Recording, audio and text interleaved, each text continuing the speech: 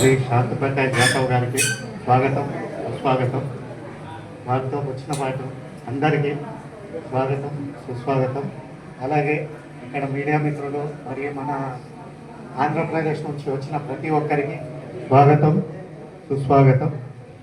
మన బీజేఎంఎస్ అనేది సంఘటిత మరియు అసంఘటిత కార్మికులకు వారికి సంబంధించిన ఏవైతే పథకాలు రాష్ట్ర మరియు జాతీయ ప్రభుత్వాలు అమలు చేస్తున్న పథకాల కోసం అందరికీ చేకూరేలా సదస్సులు ఏర్పాటు చేసి వారికి ప్రయోజనం చేకూరేలా తోడ్పడుతుంది. అలాగే భారతీయ జనతా మజ్దూర్ సంఘ్ అనేది మన దేశం కోసం పోరాడుతుంది. అలాగే దేశాన్ని శ్రేయస్సు కోసం, దేశంలో పనిచేస్తున్న కార్మికుల శ్రేయస్సు కోసం పనిచేస్తుంది. వారి కుటుంబాలకు మరియు వారికి చేకూరే పథకాలు ఎల్లప్పుడూ వారికి చేరుకునేలా అందేలా మన బీజేఎంఎస్ ఎల్లప్పుడూ తోడ్పడుతుందని మనం చేస్తాం.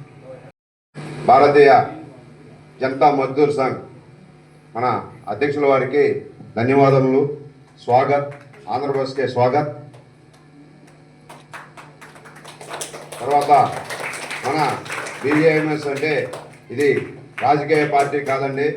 ఇది ఒక శ్రామికుల కోసం, కార్మికుల కోసం ట్రేడ్ యూనియన్. ఇది బీజేఎంఎస్ అంటే రాజకీయ పార్టీ కాదు. రాజకీయ పార్టీలో ఇది రాజకీయ పార్టీలకు ఎలాంటి దానికి సంబంధం లేదు. ఇది ఒక కార్మికుల కోసం, శ్రామికుల కోసం కష్టపడే యూనియను. వాళ్ళ అభివృద్ధి కోసమే కృషి చేస్తుంది. మరియు ఇక్కడికి వచ్చిన మైనింగ్ కార్మికులు, ఆటో కార్మికులు, తాపీ మేస్త్రులు అందరికీ స్వాగతం.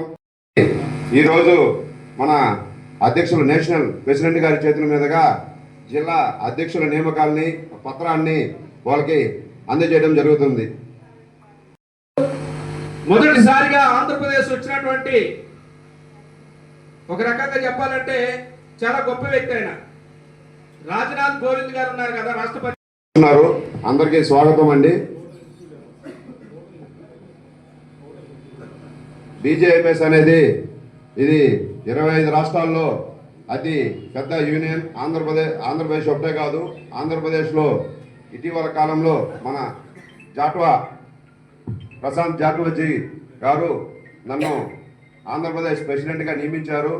నియమించినప్పటి నుండి నేను ఒక 15 జిల్లాల దాకా పర్యటించి అక్కడ ఉండే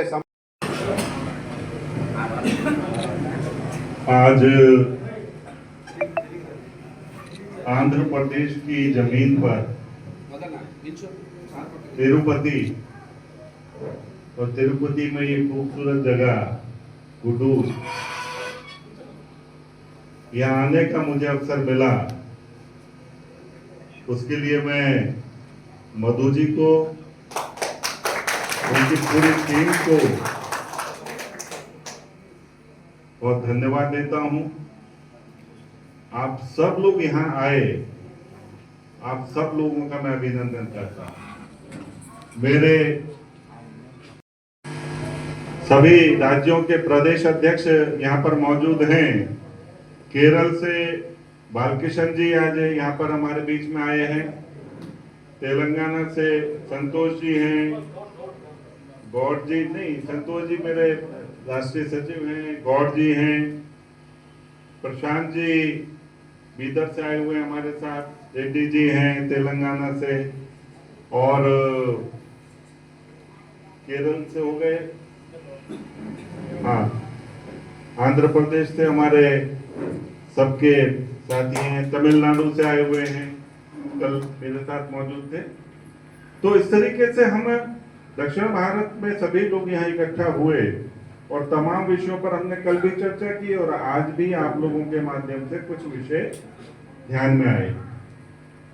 నాతోని ఇది వేదికపై పాల్పంచుకునేందుకు వచ్చిన కేరళ నుంచి మరియు ఆంధ్రప్రదేశ్ నుంచి మరియు దక్షిణ భారత జిల్లాల నుంచి, రాష్ట్రాల నుంచి, సౌత్ ఇండియా నుంచి అన్ని వచ్చిన अपनी इंडस्ट्री में जो श्रमिक जाते हैं काम करने के लिए, उनके काम करने के घंटे तय हों, वो 8 घंटे से ज्यादा काम करते हैं तो उनको ओवर टाइम मिले। शौचालय, अगर किसी के शौचालय नहीं बने हैं उसके लिए भी आप मधु जी को संपर्क करके और अपना लेटर दे सकते हैं, या वो लेटर नहीं लिख पाएंगे तो ये आपकी तरफ से लिखवाएंगे और आपके हस्ताक्षर करके प्रशासन को दे करके वो समस्या का भी निवारण हर हालत में करेंगे। किसान निधि का पैसा सभी किसान जो जमीन जिनके पास भी है किसान निधि का पैसा उनको मिले, विधवा पेंशन सबको मिले। किसी भी सूरत में जो सरकार की योजनाओं में जो पेंशन की व्यवस्थाएं हैं वो आप लोगों तक मिले, कहीं कोई अनियमितता ना हो, इसके लिए हमारे वॉलंटियर्स आपके बीच में भारतीय जनता मजदूर संघ के सहयोग करेंगे। बगैर किसी कोई पैसा लिए हुए आपको वो पैसा मिले, उसमें आपका पूरा सहयोग करेंगे और हमारी टीम मधु जी के नेतृत्व में जो काम कर रही है वो पूरा आपको सहयोग करेगी। मिनिमम वेजेस है वो उनको मिले, इस चीज के लिए भी हमारे वॉलंटियर्स को ध्यान रखना होगा। कहीं पर अनियमितता है तो उसके लिए हम लोग इंडस्ट्री के साथ और श्रमिक के बीच में एक ब्रिज का काम करें। हमने किसी से लड़ना नहीं है, इंडस्ट्री को बंद नहीं करना है, बल्कि हमने इंडस्ट्री को चलाना है श्रमिक ऑनर के साथ में मिल करके, क्योंकि वो इंडस्ट्री केवल ऑनर के बच्चों को नहीं पालती, वो हमारे भी बच्चों को पालती है। तो इसलिए इंडस्ट्री के साथ में हमें तालमेल बनाना है। इसलिए हमारा नारा है save industry, save our future. वो श्रमिकों के हित के लिए पूरी तरीके से काम कर रही है, चाहे वो युद्ध क्षेत्र में अभी जिस तरीके से पाकिस्तान के साथ में 3 दिन का हमारा जो युद्ध हुआ उसमें हमारे भारत में बने हुए हथियारों का उपयोग करते हुए हमने देखा और हमने वहां पर जीत हासिल की। वो हथियार जो है 100% भारत के ही श्रमिकों ने बनाए थे। इसलिए हमें इस चीज पर भी फक्र होना चाहिए कि हमारा बनाया हुआ प्रोडक्ट सबसे बेहतरीन है, जबकि चीन का बना हुआ प्रोडक्ट जो था वो पूरी तरीके से 100% विफल हुआ। हम ऑपरेशन सिंदूर में बहुत अच्छी तरह जीते, केवल किस लिए? क्योंकि उसमें ईमानदार श्रमिक का खून था, उसकी मेहनत थी, उसका पसीना था। किसानों के लिए, श्रमिकों के लिए, महिलाओं के संरक्षण के लिए सभी जाति, धर्म और सभी वर्ग के बीच में बहुत बेहतरीन काम कर रही है। और उसको अगर हम ये इस तरीके से तुलना करें कि पहले की सरकारों में जो केंद्र की योजनाएं हैं और आज जो सरकारें हैं, आज जो योजनाएं हैं, उसका लाभ अगर हम देखें तो आज हमारे श्रमिक वर्ग को, गरीब वर्ग जिसको कहा जा सकता, वो गरीब नहीं है, वो काम नहीं करेगा तो देश गरीब हो जाएगा। इसलिए वो अपने आप में सबसे ज्यादा सक्षम है, उसकी चिंता इस वक्त वर्तमान सरकार कर रही है। ये भारत लगभग देश के सभी राज्यों में काम कर रही है और हमारा काम सरकार की योजनाएं जो श्रमिकों के लिए तय होती हैं, श्रमिकों के लिए बनाई जाती हैं, उसका 100% लाभ श्रमिकों तक पहुंचे, इसके लिए काम कर रहा है। जिस तरीके से पहले की सरकारों में क्या होता था, 1 रुपया चलता था और 15 पैसा जो है वो लाभार्थी को मिलता था, मगर अब 100% मिल रहा है और वो 100% अनवरत मिले, इसके लिए हम प्रयासरत हैं। कहीं कोई गड़बड़ होती है तो हम अपनी जिम्मेवारी को निभाते हैं और प्रशासन से अगर कहीं कोई गड़बड़ है उसके बारे में शिकायत करते हैं। यहाँ पर जो खनन के जो काम हैं उनमें कुछ अनियमितताएं और कुछ इश्यूज हैं और जिसके कारण से खनन का काम शुरू नहीं हो पा रहा है। उसके कारण चूंकि वो खनन का काम नहीं हो रहा है, हमारे श्रमिकों को रोजगार का अभाव है और हम सरकार से आग्रह करते हैं कि वो खनन का काम शुरू हो ताकि जो श्रमिक खनन के काम से अपना जीवन यापन करते हैं वो पुनः शुरू हो सके। इसके लिए हमने योजना बनाई है। मैं मधु जी से एक आवेदन दूंगा और उसको लेकर के मैं केंद्र सरकार में यहाँ का खनन का काम विधिवत शुरू हो और श्रमिकों को तमाम वो लाभ जो श्रमिकों को मिलने चाहिए वो मिले, इस चीज के लिए गवर्नमेंट ऑफ इंडिया से मैं आग्रह करूंगा।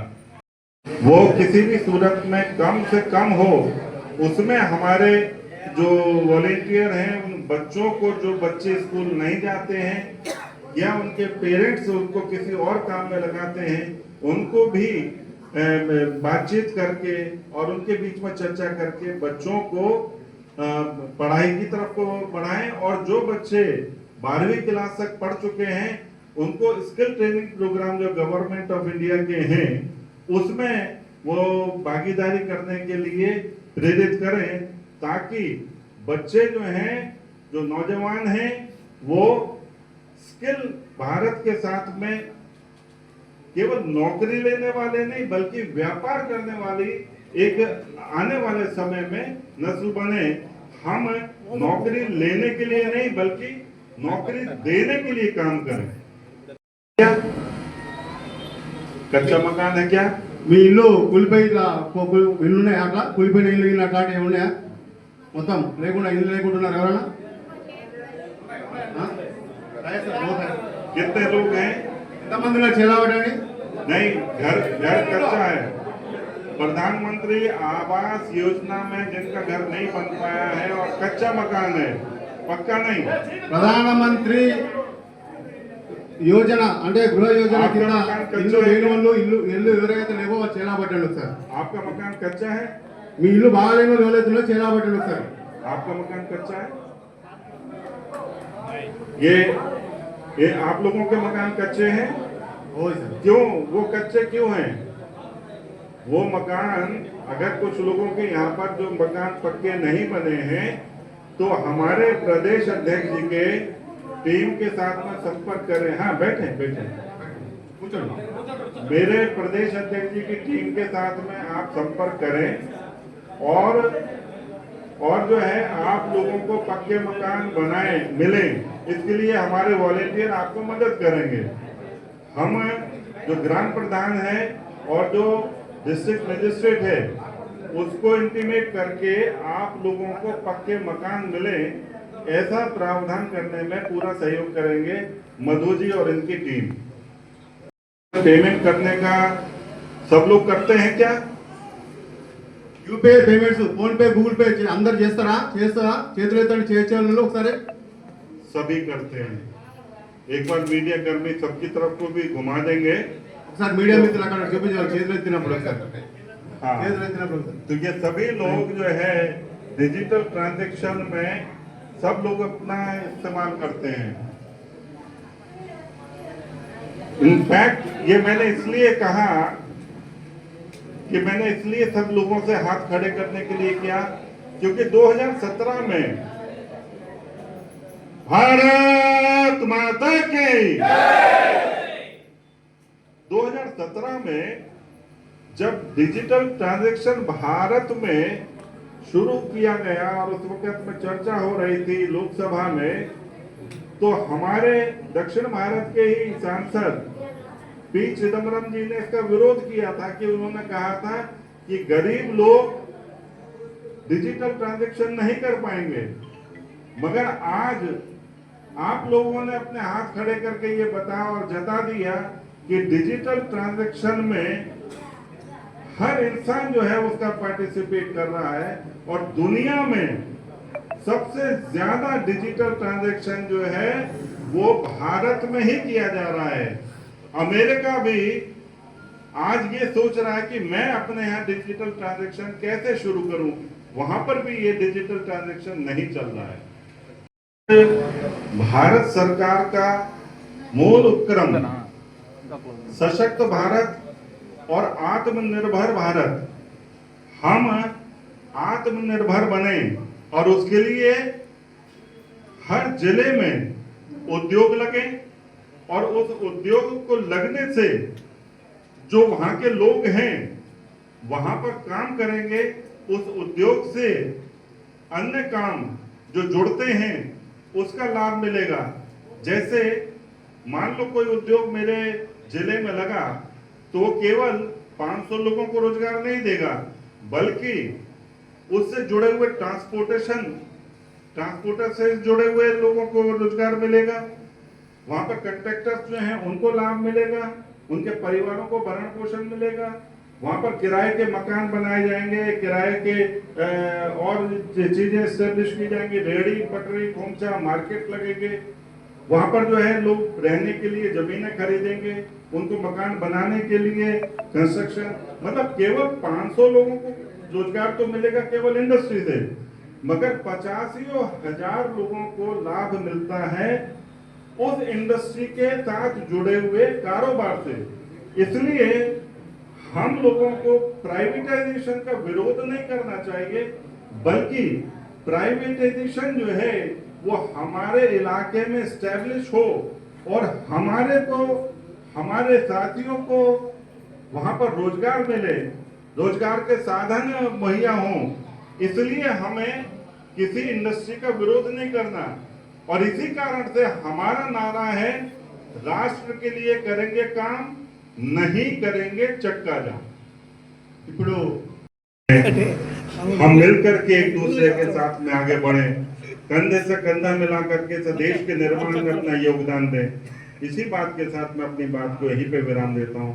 भारत माता की जय, भारत माता की जय, वंदे वंदे भारतीय जनता मजदूर संघ जिंदाबाद जिंदाबाद, भारतीय जनता मजदूर संघ जिंदाबाद जिंदाबाद, जिंदाबाद जिंदाबाद।